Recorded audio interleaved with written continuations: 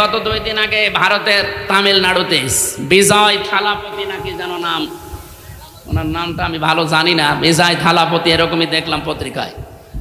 উনি ডাক দিয়েছে, বিদেশি সাংবাদিক আমি যাদের সাথে পরিচিত হয়েছিলাম ওই দিন, তারা পর্যন্ত বলেছে যে একটা দলের ডাকে এত মানুষ এক জায়গায় হয়, এটা পৃথিবীর মনে হয় প্রথম ইতিহাস।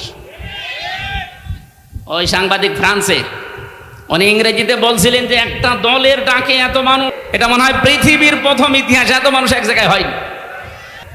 আর বাংলাদেশ জামাত ইসলামের আমির ডাক্তার শফিকুর রহমান ডাক দিয়েছিল 4 লাখ, আমার মনে হয় গণনার বাইরে।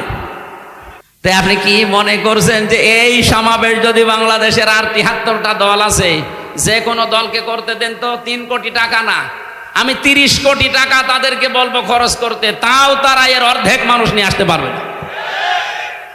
কারণ আমরা যারা এদেশে জামাত ইসলামী থেকে ওই জায়গায় গিয়েছিলাম, এটা ইবাদত মনে করে গিয়েছিলাম, এটা একটা হেকমা। সংস্কার তো 1 বছর 1 মাস হয়ে গেল, যা আশা করেছিলাম কিছুই হয়নি। শুধু নাটোরে ডিসি গেছে কুষ্টিয়ায়, কুষ্টিয়ারটা কুমিল্লায়, মাল তো সব একই আছে। আমরা চাই যে দায়িত্ব ভার নিয়ে আপনি বসেছেন, এটা যেন কিছুদিনের ভেতরে অন্তত আমাদের দেখান, নয়তো আমরা বিশ্বাস হারিয়ে ফেলছি। অন্তত সংস্কার এবং দৃশ্যমান কয়েকটা বিচার দেখান। কথা বলে না কেন যে একটা মহিলার সিদ্ধান্তের কারণে 2000 মানুষ অলরেডি বিদায় নিয়েছে। এটা সরকারি জরিপ, বেসরকারি জরিপ হচ্ছে 3432 জন।